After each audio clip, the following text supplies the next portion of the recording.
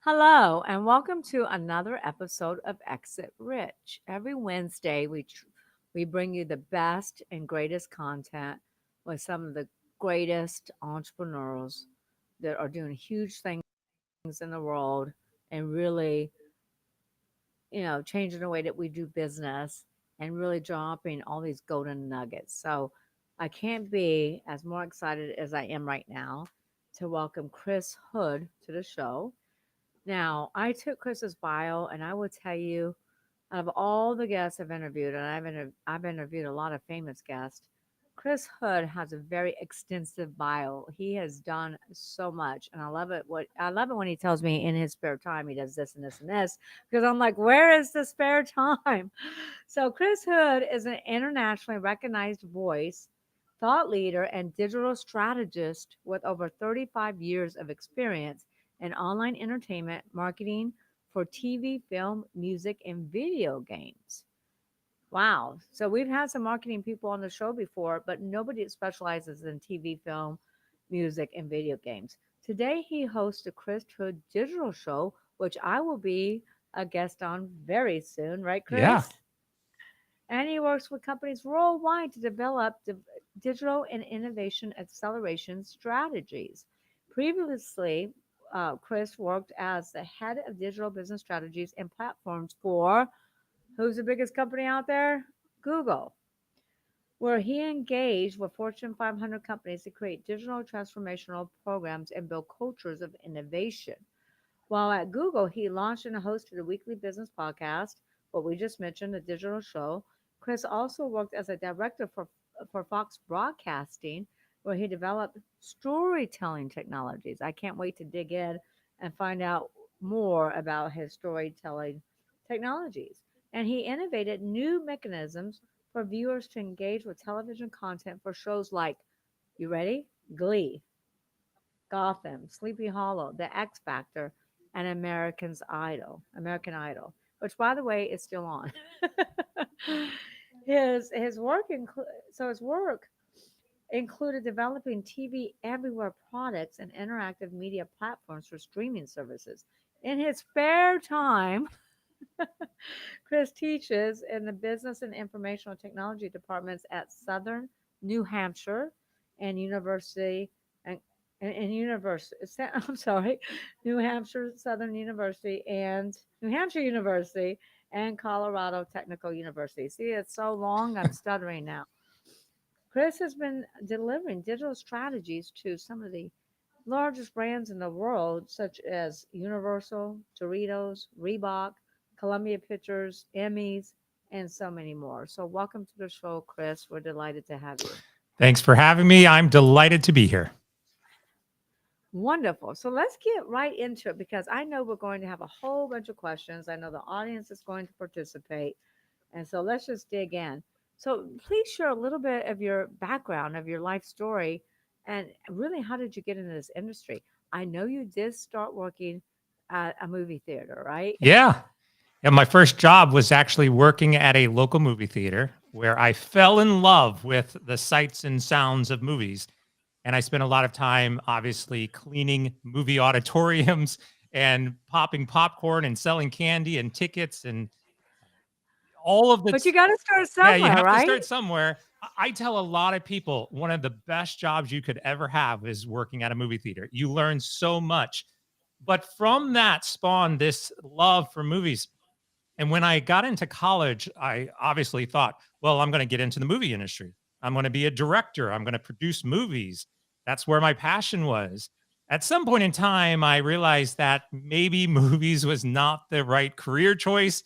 And I went into technology. Uh, but Uh-huh. what became very interesting was this connection as we started to get into the late 90s and into the 2000s, this correlation between technology and business and how film was just a form of entertainment that we started to experience online. And so I was able to take all of these different concepts and blur them together, merge them into a job and a career, which focused a lot of attention on building storytelling technologies, building engagement models between the products that we are all passionate about, and then the business of how to make entrepreneurs, small businesses, enterprise businesses successful through those relationships. Wow. And so, what age were you when you were working at the movie theater? 17. 17. And I'm not going to ask your age today, but Older. obviously, older. Obviously, you've done a lot and you've really expanded your career. So, you and I talked before you came on my show, and we talked about, business owners sometimes really struggle when it comes to hiring marketing companies. Can you provide an overview of your company's marketing philosophy and approach? Because I know it's very unique to everybody else's. Yeah, well, from my perspective, when we think about marketing, it's about understanding what the consumer experience really means to a business. And it's a lot Mhm. more than just coming up with colorful words and flowery descriptions of products to try to entice somebody to come and buy your products. This is really Mhm. about connecting at a consumer level, understanding what their challenges, expectations, needs are, and then meeting those with your products and services to be successful. So, Mhm. when we think about traditional marketing, I think a lot of people out there think, well, it's the mechanism by which I drive my sales. And I think that's partially true, but there's a lot more to marketing than just trying to drive sales. I actually say often your marketing goals are not your sales goals. They're completely Mhm. different. And if you Mhm. start to understand what those differences are and focus on, again, what that marketing strategy is and what those goals for your marketing, uh, needs are, then you can start to really fine tune what the customer is expecting from you and message that so that you can be more successful. So your marketing goals are not the same as your sales goals, Yeah. correct?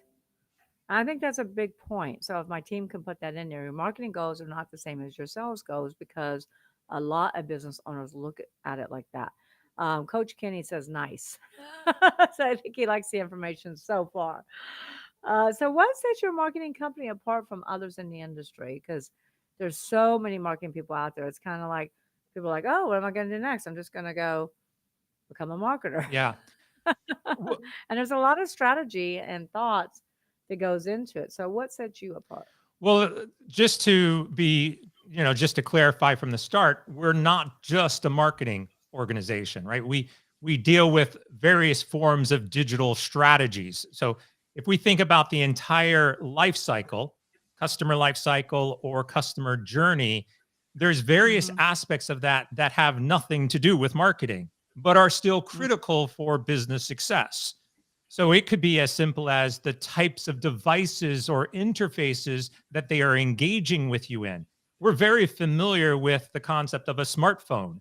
Well, not everybody needs a mobile app in order to reach their customers. Interfaces are becoming more ubiquitous, they're everywhere. You have screens that you engage with at the grocery store, at the gas station. The gas station pumps have screens on them that you are engaged with and now are presenting you with promotional opportunities. And then it's Hmm. not even just screens. We all have this, or at least we know what smart devices are. You can say, okay, Google, or hey, Alexa, and you can get information without a screen and without actually touching anything. So these Hmm. devices are the ways that people are engaging with your business, but that's not necessarily marketing. There's elements of that, and you have to understand that they are connecting with you in these devices. But the entire strategy is we discover who you are, we begin to engage with you, we are presented with an opportunity, we have communities that are out there that are helping influence and grow the loyalty of your business, as well as then what what the purchasing process looks like. My company deals with all of those value chains throughout the process. And other marketing companies don't, Yeah. obviously. Many of them don't. Okay. How do you tailor marketing strategies to fit different businesses and industries? I think you're going to say marketing is marketing is marketing, but maybe not. Yeah, I sort of touched on this when we talked.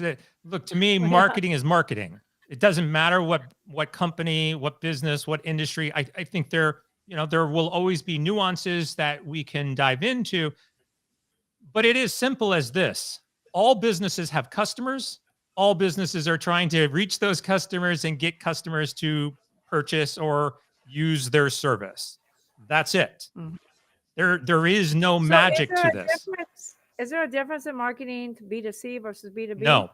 And I'll tell you why. Really? This is also something fascinating that we talk about often, or I talk about with enterprises often. No, no, no, we're B2B. I go, okay, well, let's present this premise. I would be that client. No, I'm B2B. Okay, let's present this premise. Your customer, so you can call it B2B, but they're still your customer. So you can call them a C or a B or whatever you want to call them. But your customer has customers. And what most organizations are doing are trying to sell a product, a service to the business to business. And they're not thinking about the end consumer that ultimately has to use it. So I'll give you an example. A I was having a conversation with an insurance company, and we're like, "Well, what are we going to do to sell to this other insurance company?" I go, "Well, what do their customers need?" "Well, we don't know. That's not what we're trying to solve for." I go, "Yes, but if you can offer a product to that company that they can then in turn offer to their customers are going to buy more from that business, which in turn is going to need your product." And so you always have to think about how that end consumer is going to be engaging with your customers, because if you don't, you're missing a huge opportunity. So do you think a lot of marketing companies take that into consideration? No, I think most marketing companies are trying to solve whatever you ask them to solve.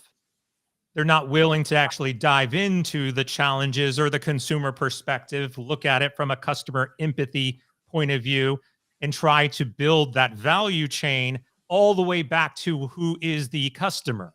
And again, it's not your business to business who is your customer, it is their customer that ultimately you have to serve. That's a very good point. And I think when you're marketing, you're really, in my mind and most of my clients' mind, are hiring a marketing expert. But in many cases, like you said, they're just trying to solve a problem or get immediate results. They're not really looking at the strategy behind it and the customer experience. I've always said you have to create a wow customer experience. Otherwise, you won't attract those customers, or if you do, you won't have you won't have a very long lifetime customer value relationship. Do you agree? That's correct. All right. So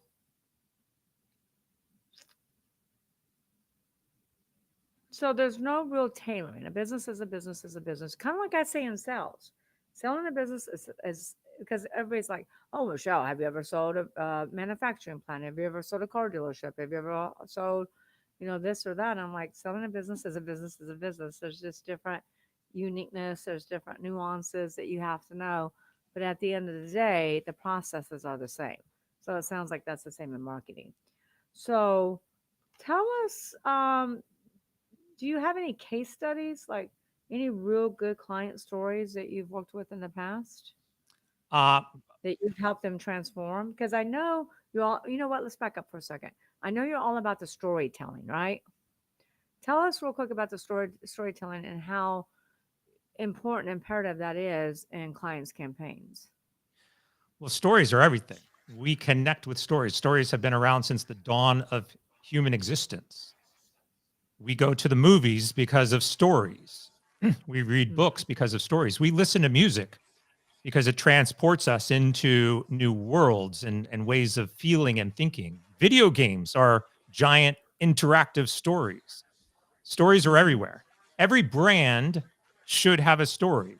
You don't just wake up one day and say, I'm offering a product, and then people come, I guess, unless you're selling pet rocks, which was a thing way back when. They But still have a story. yeah, but at some point in time, your brand, your product, your service has a story to it. And you've got to Yeah. craft that story in a way that brings the emotional connection and fulfills the needs and expectations that consumers have. And how are you going to solve that problem? Through storytelling. And really, So that's give what it's all about. So give us give my listeners, because they're listening to this and going, "Oh my goodness, how do I interact? How do I, include my story into my marketing, and how does that work?" And many marketing people never think about that, and certainly never do it. Can you give us an example of a campaign that you ran where you included this? Well, it was all around the story brand. Well, I mean, there's lots. Instead of trying to give a use case, let's just break this down. What is it? What do Okay. you have to do? Well, first off, you have to decide what is your story. And I think most people who are listening probably have some understanding of what that is. You know, Well, everybody has a story. Every entrepreneur has a story of how they got into business, exactly. just like And why you they started started the in business. theater. Exactly. Yeah. So Right. start there. That's your premise. Now try Okay. to break it down, and how are you going to communicate that story? You can do it on a podcast, right? Come on and share your personal story and your goals and whatever. But some people take that to the next level and you say, well, our brand itself has its own story. And some of that is influenced. There's a marketing company that I'm aware of in Switzerland, or Sweden, I'm sorry, in Sweden. Off the top of my head, I can't remember the name. I just remember the concept of this. And they built their entire brand around two founders. And for the sake of this conversation, we'll just call them like Smith and Jones, right? And so they named their entire marketing organization, their agency, Smith and Jones Marketing. And they had their profile photos hung up into their lobbies, and they just went all out on Smith and Jones as being their, founding fathers of the marketing agency. The the story is though that they weren't real people. They were made up people, right? To present this kind of corporate image that they wanted to portray. And I think it's a fascinating example of how you can make up a story that drives a certain type of clientele or brand image out into the public so that people are interested in what you serve. And, so storytelling can be real, it can be made up, it can be make believe, it could be a certain voice that you want to portray. If we just compare, like, the voice of Starbucks is different than the voice of McDonald's. But I'm sure you both, anybody who's listening understands both of those voices pretty quickly. And that's what you have to try to achieve is how do you get a consistent voice message story out to the public and intertwined into your messaging, advertising, and social accounts. Isn't it important though to be transparent when you are creating that brand? Number one, and number two, I always tell my clients when I help them exit rich, you have your company brand and you have your personal brand. If the company is completely branded around that individual, it's going to be very difficult to sell. Like a Tony Robbins, for example. Tony Robbins ended up doing an ESOP to his employees because he wasn't able to sell himself. And anyway, going back to those two questions, what are your thoughts? Yeah, I mean, if you're an entrepreneur, you have to make that decision whether or not you're going to personally brand yourself or brand a business. I my I believe you should brand Yeah, both. I have both. I have, Yeah. my website, chrishood.com, as well as my agency, which is chdigital.com. Now, CH obviously stands for Chris Hood, but I could also say that it means anything, right? I could say it means Cloudy House, right? Cloudy House Digital. So the story becomes, how do I want to brand that CH as part of CH Digital? But ultimately, CH Digital and chrishood.com are completely different brands with completely different identities, completely different social media accounts, all for very specific reasons as well. chrishood.com, my personal brand, and me, focuses on thought leadership and conversations like we're having today, ultimately to maybe drive business to CH Digital, which focuses on enterprise and corporate wide marketing and digital strategy initiatives. But very clear, distinctive, different business models and brands. And I believe it's important to be transparent. I know that you said you could make up a story, but the whole thing to me for entrepreneurs and businesses, I mean, we sell large size businesses, is to really be transparent and get that inspiring story out because many of my entrepreneurs, like we've got a gentleman that built $100 million company and he started selling stuff out of his pickup truck at the age of 16. And I think these stories are so inspirational. So I think it's important to be transparent. I don't know what your thoughts are on that. Look, I think transparency is critical in most areas of business. Branding and marketing Absolutely. is one of these challenging ones because look, there's no marketing out there that's truthful. that's that's that's the bottom line. Uh, Well, y- that's not true. Let's mark, change that. marketing is intended to be deceptional. uh, so So you're saying none of the marketing is truthful? I look, But even when we have good intentions to deliver a truthful message in marketing, it can come back and bite us. Marketing is all about play on words and ensuring the right accuracy of every word is precisely meant for exactly the context of what, right?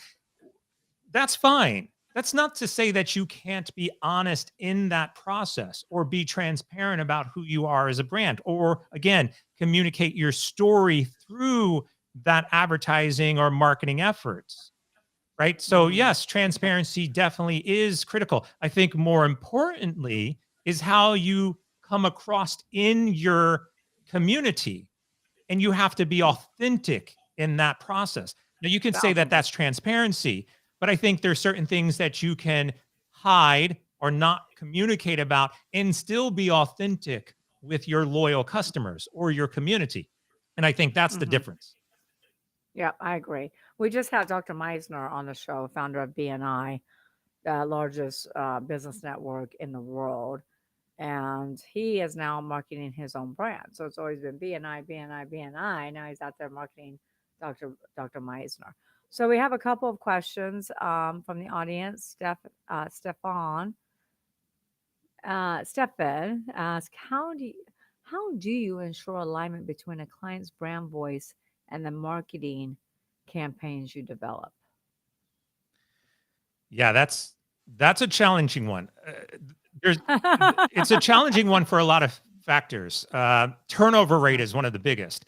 Like if I get somebody in, it's like, okay, establish my voice, and let's say they're my social media person. They write the same way. They've established that voice, and then 2 years down the line, they leave, and I bring in somebody else. Do you shift your voice? How do you maintain that voice? Like, it's a very challenging way of looking at it. Bel And it's ever changing too, Yeah, right? well, it could be ever changing. It could be ever changing based on cultural, scenarios, marketplace situations, bad press, good press, news, like all of that could change what your It's good voice press, becomes. bad press, and Donald Trump press. So, believe it or not, there's some AI tools that are out there right now to help you manage your voice. Oh, And what it's wonderful. doing is it's looking at consistency in word use. Like for example, if I say if every time I welcome somebody I say hello, hello, hello, hello, and hello is my word, and then all of a sudden one day I decide to use hey to introduce somebody, it would flag like, hey is out of your voice. We use hello, right? So those types of things. The more traditional way of how it was done was you basically build a spreadsheet of keywords and words that you use and words that you don't use. So as you're formulating your social copy, you're like, well, I'm going to go to the words that I do use and not use the words that I don't use, and don't introduce words that, unless it's a new word that has become, relevant, for pop culture reasons. And you've got to be able to maintain that. You've got to be able to maintain the style, the word usage, the word count. All of those elements have to be considered. Yeah, I agree. We're going to get an AI in a few minutes. Podcast, what is your process for um, for con- for conducting market research and targeting audiences?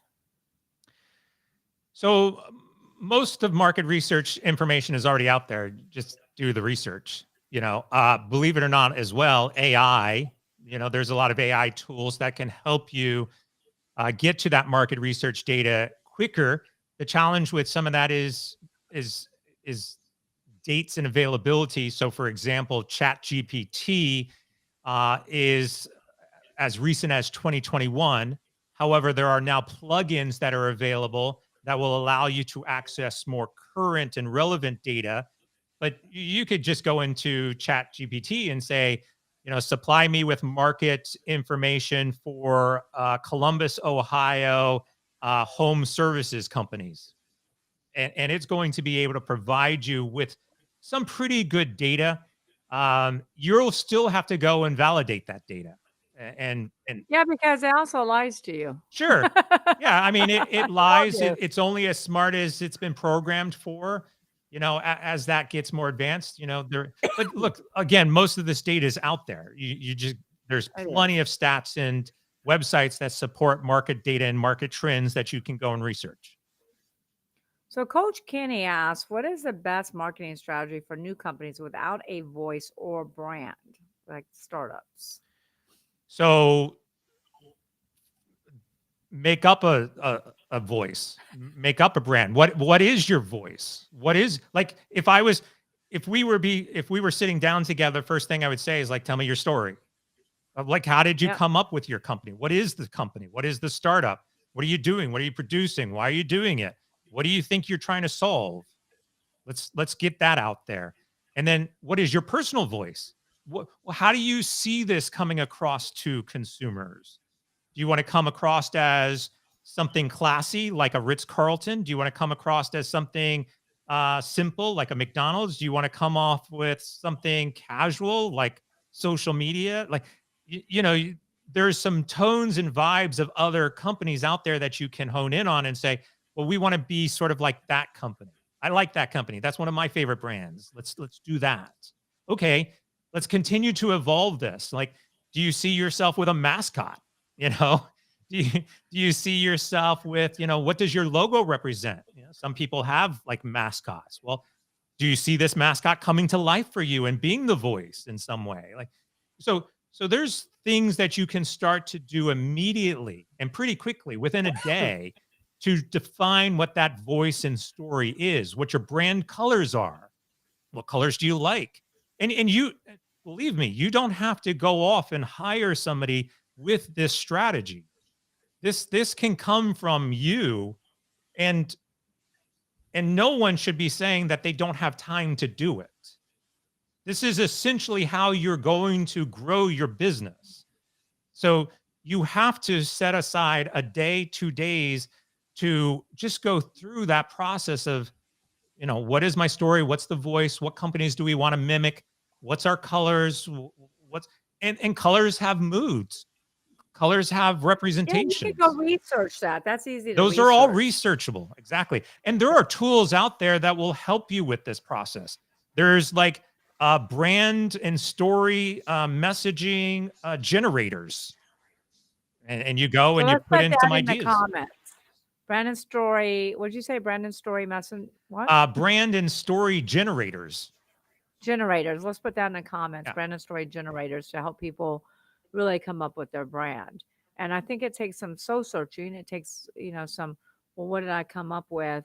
I mean, why did I come up with this company? Like your story is perfect. You started a movie theater picking up trash. And you were so inspired to go into that industry. My client who's selling $100 million business grew up in farming, has no formal education, and just kind of took off on his own at the age of 15, 16 and started selling to major grocery store chains. So you really got to dive into, why are you doing what you're doing? What moves you? What inspires you? And I love what you said earlier, Chris, about look at other brands that you like. You know, I always tell my clients stop searching in your industry. Look outside Oh, of your industry. Look at yes. what Disney's doing, what Ritz Carlton is doing, what is Apple doing. Yeah. All these huge brands, and pick and choose from some of those brands that you want to incorporate into Yeah. yours. The- the- And the brand is always evolving too. yeah. This actually goes back to what we were talking about earlier in terms of is every business just a business? Every marketing is just a marketing. I did some work with Domino's Pizza, and during that time, they developed some really interesting technologies that would allow people to basically order pizzas faster. And Domino's, if you go to their corporate office, they have signs, around, and basically the CEO of Domino's came out, about 10 years ago now, and said, "We are not a pizza company. We are a technology company." Mm. And I share this story with a lot of businesses and positioning them on like how they could think about their own business. And usually the response I get is, "Yes, but we're not Domino's Pizza." And I'm like, "But you're missing the whole point. You're I you have to be able to look at companies outside of your industry as being role models for what you want to accomplish." Agree. So you can look at like Disney as an example. Disney is a role model for thousands of businesses out there. Why? Because of how they treat their customers or their creativity process, imagination, the art of the possible. All of those things have nothing to do with what you're actually trying to sell. They are all part of who you become, who your brand is, what your marketing is all about. And that's what you have Mm. to think about. Yeah, and I think, it kind of goes back to the question, what business am I in, right? What business am I in? What's my superpower? What business should I be in? If you watch the movie The Founder based upon a McDonald's story, Ray Kroc came in and some people said stole the franchise from McDonald's brothers, but he really started the franchise and blew it up. But if it wasn't for the advice of a banker, well, the advice of a gentleman that was listening to Ray Kroc's story in the bank when he kept saying, the banker kept saying, "Look, I'm over leveraged. I'm over leveraged. You're over leveraged. I can't lend you any money." And Ray kept saying, "But this is a good business. This is a great business. It's going to explode, and this and this and this." And the banker said, "I'm sorry." And then what happens? He walks out. The gentleman followed him out and said, "What business are you in?" And he said, "I'm in the restaurant business." He said, "No, you're not. What business are you in?" And he kept saying, "The restaurant business, the restaurant business." He said, "No, you're in the real estate business." If Ray Kroc didn't listen to that gentleman right then and there, McDonald's would never be what it is Yeah. today. And they are in the real estate business. They're the largest real estate holding company in the world. So Mr. Wang has a question. What is your process for continuous? Did I read this already? What is your process for continuous optimization and improvement of marketing Yep. campaigns? Clear goals, clear metrics. There So, goes Claire Matrix. I mean, to overly simplify this, if let's say that you have a goal of the number of qualified leads, I want to increase the number of qualified leads. That's my marketing objective. Okay, well, Mhm. what do you want to increase it to? 100 qualified leads in the month? Great. Did you reach that? No, I got 50 out of 100 qualified leads this month. Okay, you're at Mm. 50%. Like, that's it. Define exactly what your goal is and then build a metric or KPI, we call it, to reach that goal. Yes, and then even a step further from that, say, okay, I want 100 leads this month, and they get 50, but I would even take it a step beyond and say, okay, well, out of those leads, what is the monetary amount? What am I expecting out of those leads? For instance, on our marketing, they're saying, look, we can get you up to 30 valuations per month. So we ran the dollar amounts, we ran the projections for that. We put together our own 3-year plan to see what type of ROI that brings us. So I would take it one step further and really build that into your projections, build that into your ROI, because you can say, I want 100 new leads, but if you're having to hire all these people, if you're having to do all this stuff and it's not really profitable, maybe that's not the direction you want to go in. And somebody like Chris can probably help you figure that out. Yeah. Making sense? Yeah, I mean, I would agree. Again, I would say that your again, marketing goals are not your sales goals, or marketing is not responsible for your financial success within your business. But if you put that aside, I would totally agree that you should be developing marketing goals that are going to help ensure your financial success, which is your Exactly. ROI, right? So, yeah, Yeah. as an example, you might say, well, I want to get 100 new listeners on my podcast. And if you can't tell me, well, what's that going to do for the business? If there's no answer for that, then the argument would be, then don't focus on generating more listeners for your podcast. Focus Exactly. attention on something that's actually going to generate business value. Exactly. You have to look at it as what's going to generate the income and not just generate the income because then so many business owners forget the biggest piece. What is the operating expense to generate that income? Yep. And am I really making a profit after the operating expense? Because if you have to go out and hire 10 to 15 people, you're paying for marketing, you're paying for this, you're paying for maybe new content, brochures, etc. Then it might not be worth it. So I always follow it out. Okay, we want this many leads, this many evaluations. This is what it's going to mean. This is how profitable. We don't have to hire really anybody else. We just have to get really sophisticated with the strategies that we're using and improve those. Yep. All right. Any other thoughts on that? No, we could use real world examples on that one. If we take the recent movie from Disney, Little Mermaid was 250 million in production cost. There's an estimate of about another 200 to 250 million dollars spent solely on marketing for that film. Mm. And then there's probably an additional 200 million, 250 million for distribution and rights out to theaters and whoever's distributing the film, um, licensing and all of that. So the total operating expense for the movie is about $750 million, whereas they spent $250 in marketing for it. Wait, No, 250,000 in marketing. 250 million. Million, Yeah. million, million. Yeah. Okay. So And how much did it generate? it's currently worldwide, it's at 440 some odd million. So the And total spend was 700 million? 750 million. But what about all the promotional stuff that came out of that movie that they're selling? Yeah, that's all included in that. Oh, that's all Yeah. included. So they lost So money. they're currently Disney's losing money in that scenario. But it gives you an example of like, we're going to focus $250 million in marketing. And that doesn't necessarily mean that because of all of the other expenses behind the scenes that you have to deal with, production costs, Mhm. distribution costs, royalties, everything else, doesn't mean that you're going to make up the money that you've spent. They should have had me build out their projections. And so that's right. And that's why I say take in consideration what the marketing is going to cost you and everything behind the scenes is going to cost you 1,000%. Now, you didn't have anything to do with that movie, No, right? Okay. All your movies made money? I'd like to think so. We'll say yes. All right.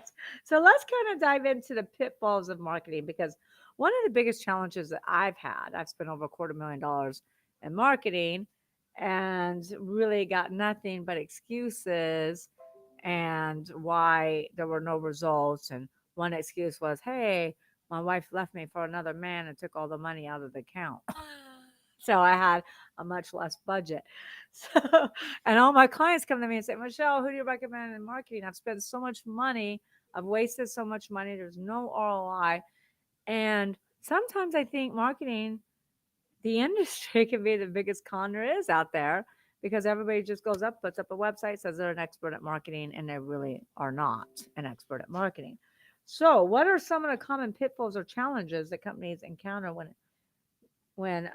implementing their marketing strategies? And let's just talk about due diligence and vetting and what we should be doing to protect these clients. Yeah, I mean, you touched on the big ones. It's vetting. You know, Yeah. you've got to find somebody first and foremost who you align with. And How do you do that though? yeah, Like, how do you find these people? I found my marketing expert at a mastermind I'm a part of. It took me about 3 years to get to know him and see what he's doing for everybody else in the mastermind. But a lot of companies can't wait 3 years. They need to make decisions now. Yeah, Do you have any resources for finding really good marketing people? no. uh, I can tell you this. We can start with this. Like, you get what you pay for. So you have to understand that. And so don't go to Fiverr as an example looking for a marketing expert. They're Or not. don't go to 99 Designs for a Yeah, logo. I mean, there's a lot of sites out there that say, "Hey, we'll deliver," but unless you're able to like really sit down, have a conversation with a real person, and walk through what you want to accomplish, I would just steer away from them. Like, you know, anything that's And then what about online, like checking we'll do this for you references? online, I would just stay away from them because it's all pre-processed, pre-packaged, automated types of services that is not going to give you the one-on-one touch that you need to be successful. So that's the first thing.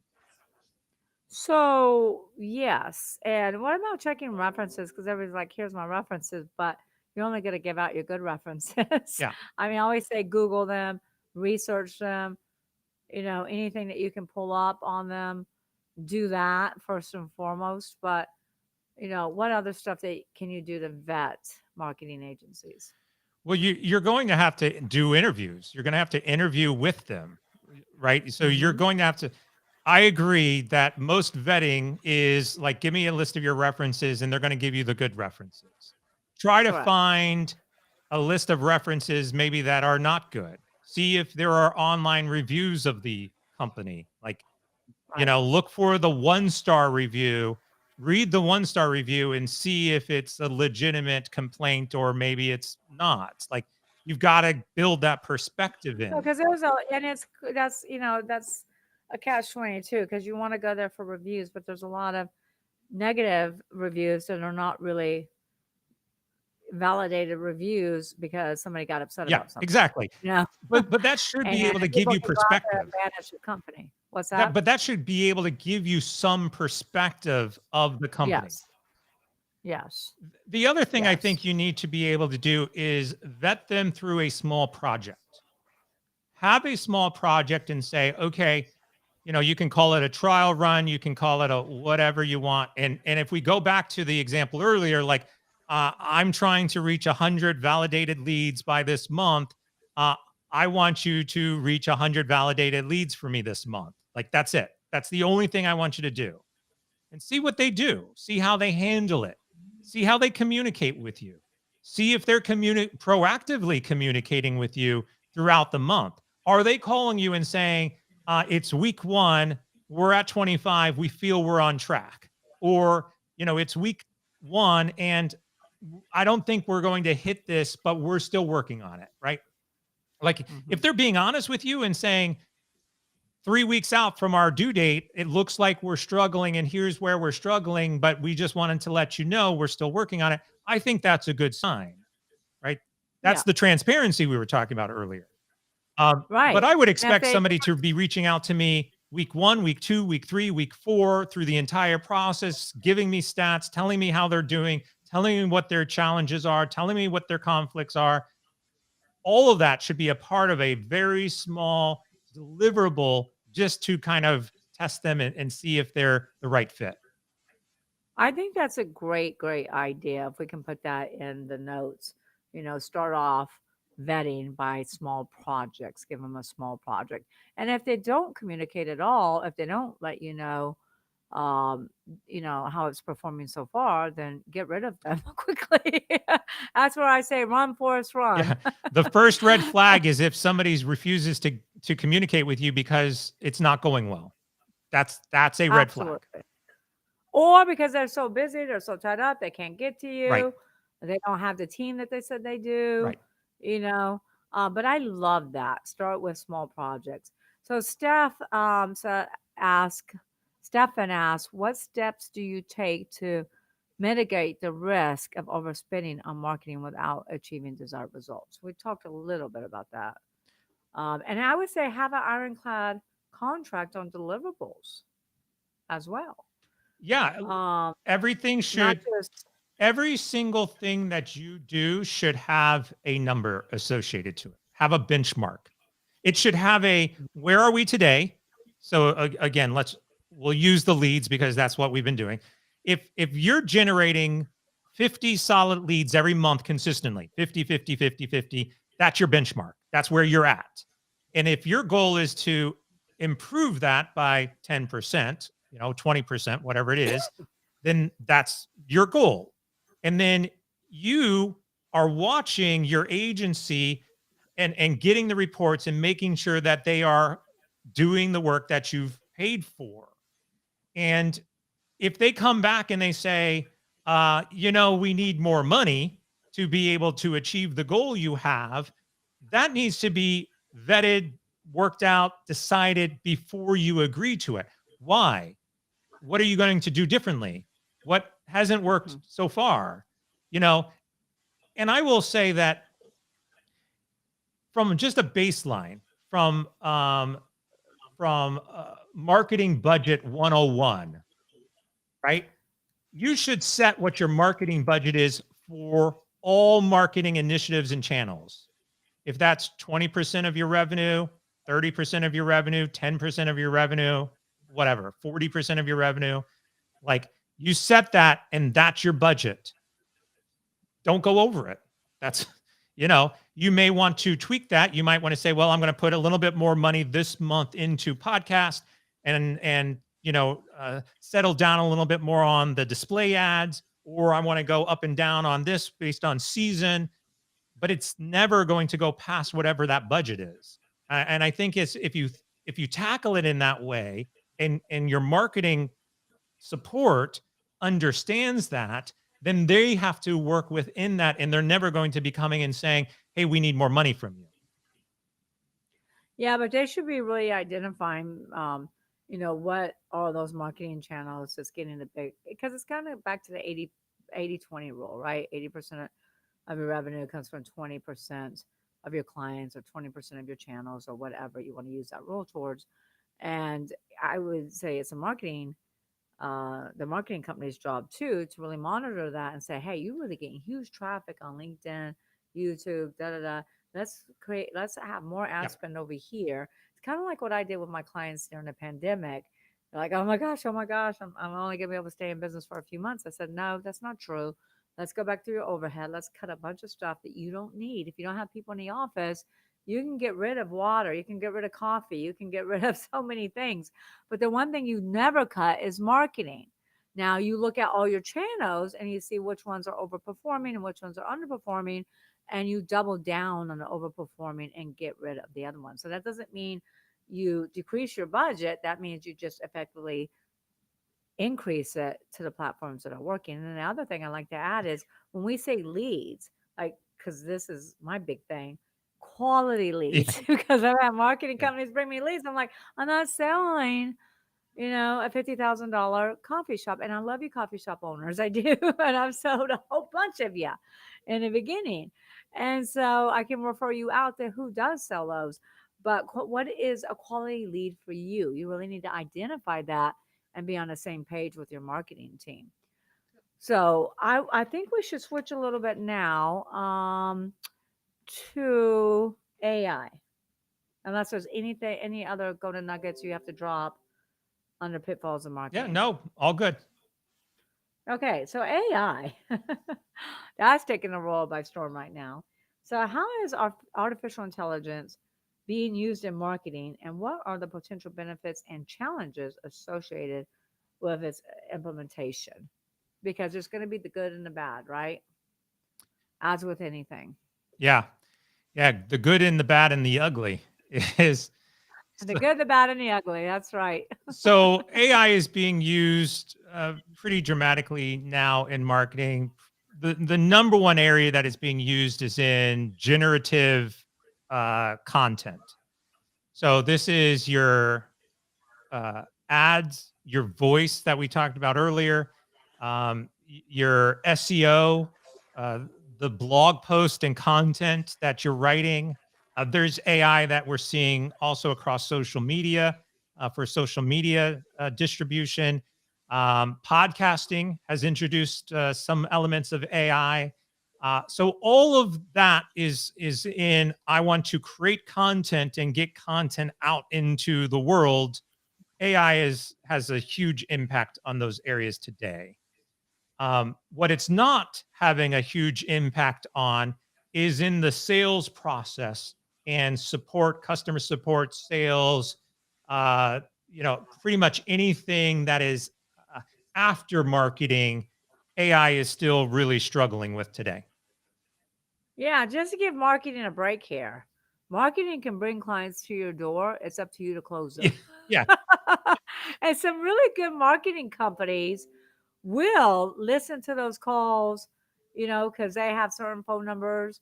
They'll go back and listen to recordings. They'll do some quality assurance of their own because they want to make sure, especially if they share, if they do, participate in a revenue share, which I always suggest for business owners to look for those companies that will put their money where their mouth is and do some rev share because it speaks volumes of their confidence about being able to produce. And sometimes, many times, they'll listen to those calls. They'll check on you. They'll make sure that you guys are doing your job because marketing gets them there. Your sales team closes them.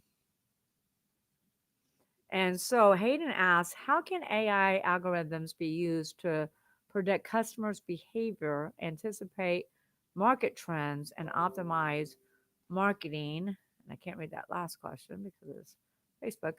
It keeps popping up.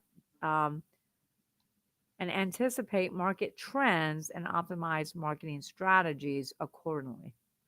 So there's a couple of different elements in there. The customer part is the easiest one. If you've got people who are visiting your website or engaging with you or are existing customers, repeat customers, AI will help you build profiles on them, personalize that.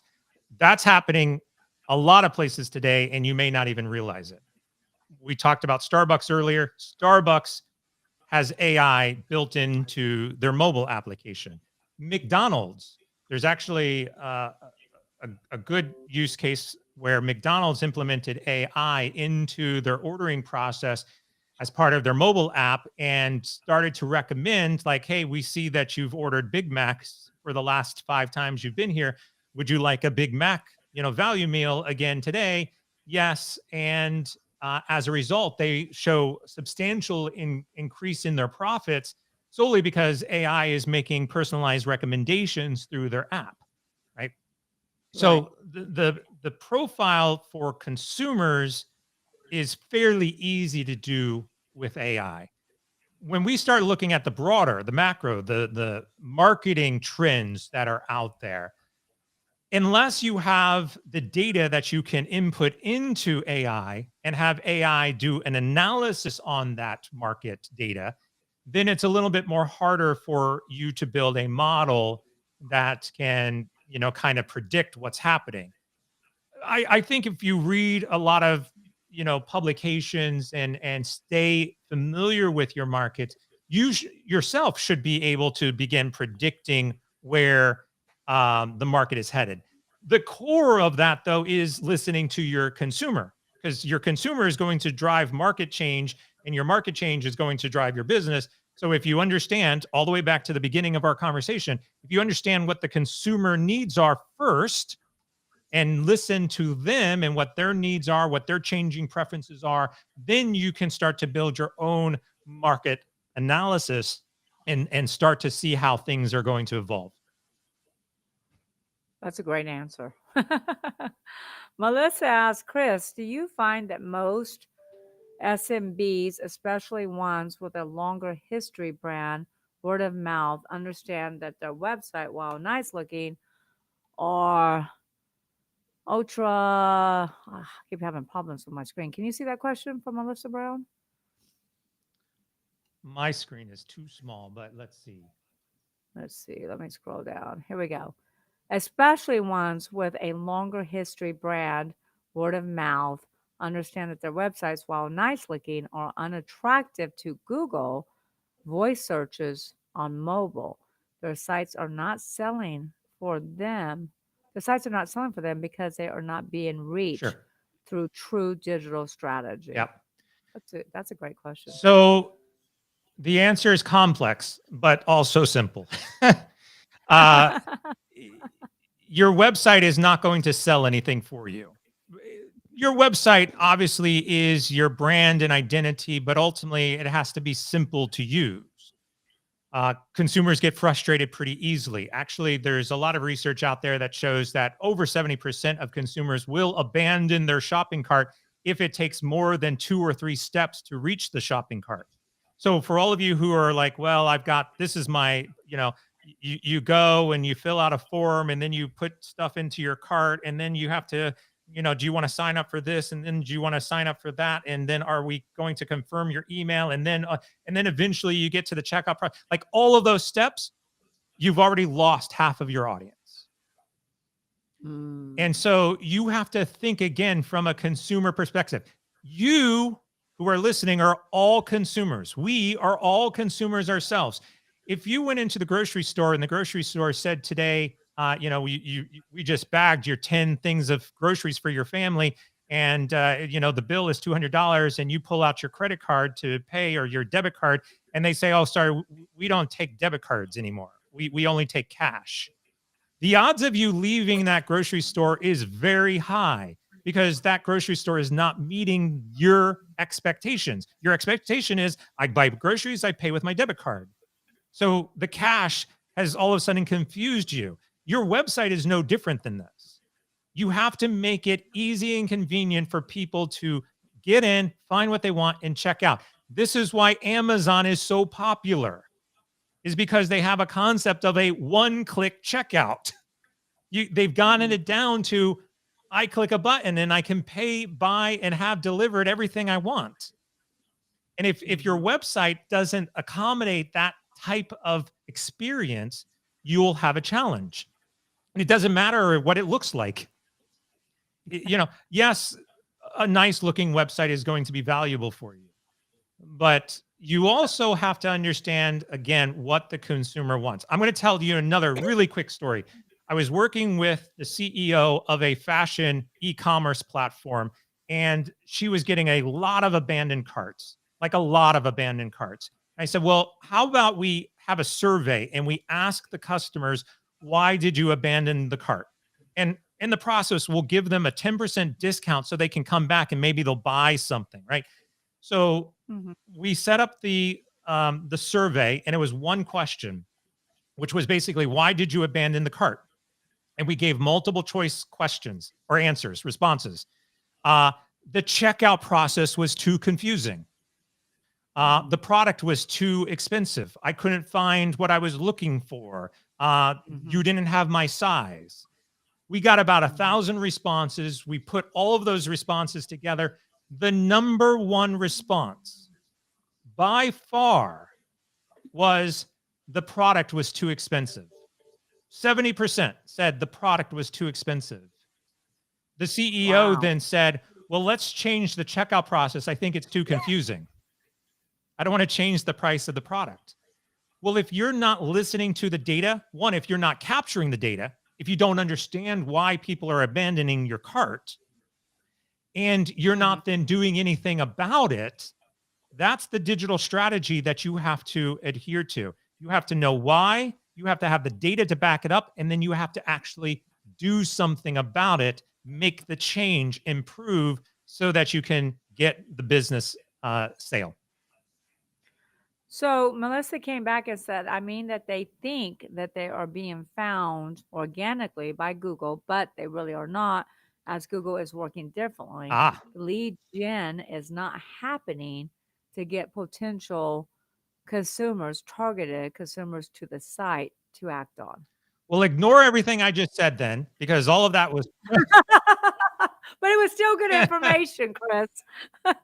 I mean, we're basically talking about SEO, which is how does Google find your website? How does your website come up into the um, the search results? How does Google help? So I'm a customer. I'm looking for a particular product. I have a problem. I type it into Google. Your product comes up. Your website comes up, right? And it's discoverable, and people then can visit your website, right? I'm guessing that's what we're talking about now. In that case, you know, there are a lot of tools out there that will show you one where you really are in the process, because also understand that if you go and you search for your own business yourself, you will appear closer to the top, Mm, because what Google does is it's posting relevancy, and it believes that your business is relevant because every time you do your own search for yourself, you click on it and it says, well, this is what they're looking for. And so it gets mhm, repositioned to the top. So there's a lot of people out there that says, "Oh, I'm number 1." Well, no, you're number 1 for you, for your own search. But for somebody in a completely different state who's searching for the same term or keywords, you're probably number 25 on the list. mhm, There's a lot of websites out there that will show you what your true position is, and will also show you what things you should be doing with your website to improve your position, to get it moved up higher. And some of that has nothing to do with keywords. Keywords is a part of it. I search for this key, I find your website. Some of it is actually speed of your website, the style of your website, the way it's formatted, how fast it loads on a mobile device. Like, there's all of these other technical elements that you have to adhere to as well, so that it can move up. And again, there's tons of services out there that will show you and analyze your website for where your true position is and what technical things you need to do to improve your position. I got that one right. But it was good information both ways. All right, so we have so many more questions, but we're out of time here. I'm going to ask one more question, and then we're going to talk about your upcoming book. How can AI power tools assist in generating and optimizing content, including automated copywriting, image recognition, and video editing? Oh, I mean, that's a big topic as well. I mean, look, AI can do a lot of things, and there's a lot of tools out there to help you with a lot of things. I will promote one of my favorites, and it's a service called Lately.ai. And Lately.ai basically takes long form content like a blog post or a video or a podcast, audio or video. It actually listens to your voice, your business voice, whatever that is, and then analyzes by keywords. So let's say blue sky is a keyword. It will search through, or exit rich, we'll use exit rich. So the Yeah. AI will search for all of the audio clips where we talk about exit rich, and it will cut them into shareable slices of video and audio formats with social media content that has been crafted in your voice, and then schedule it to be published online, right? It's fabulous. And it's a great way to basically leverage AI to help you craft, to help you craft additional content, that you can publish out there through social media, video, audio, images, etc. The copyright thing, that's again, that's a whole nother legal conversation. Probably not, happy to talk about it offline. But yeah, lots of AI tools out there that do a lot of things. And if there's something specific you're looking for, I'm sure it's out there. Well, we might have you come back on as a guest to kind of really talk through AI because it's on everybody's mind right now. By the way, Melissa Brown said, yes, appreciate it. Thank you. Awesome. I love it. So let's talk because we're out of time here, but I do want to mention your book that's coming out in August called Customer Transformation. So if you Yes. can just give us a little snippet about that. And I know you're not in pre orders yet. We'll have you on again before August so we can talk in greater detail about customer transformation. Yeah. So the book is called Customer Transformation. It's basically a 7-stage framework for aligning with your customers and generating business value. And the concept is a lot of what we've talked about today is that the consumer, us as consumers, customers, our needs and expectations are constantly evolving. And in order for a business to be able to keep up with that continuous evolution of the way we connect with businesses, the types of devices that we use to purchase and engage with businesses, And again, our personal needs, desires, expectations. Uh, we have to be able to understand that, align with it, and keep up with it in order to be successful. And so this walks through those 7 stages and how you can do it for yourself. Great. So we'll have to have you back on because nobody can pre-order. But how can everyone get in touch with you? I know you primarily work on Fortune 500 companies, but how can our audience get in touch with you? Yeah, the easiest way is chrishood.com, CHRISHOOD.com. And you can find my contact information there. You can reach out to me if you have a question. You can sign up for my newsletter, which I will then notify you when pre sales and sales are available for the book. You can find my podcast, ways to connect with me online. Everything is right there, chrishood.com. Wonderful. So you have dropped so many golden nuggets. And the reason I like to use the word golden nuggets is because each chapter in Exit Rich is called a golden nugget.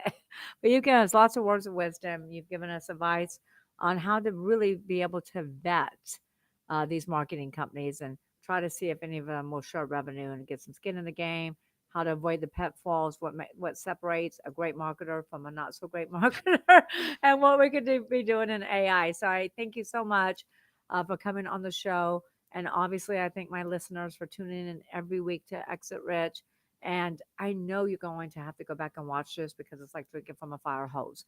So there's all kinds of tools and strategies and things that you need to go back and reflect on and implement in your own company because knowledge is power, but implementation is key to success. And share this with your audience, your coworkers, your fellow entrepreneurs, anybody in your circle. Share this information with everyone. And I'll see you on the next episode, Exit Rich, next Wednesday. Thank you again, Chris. Thank you.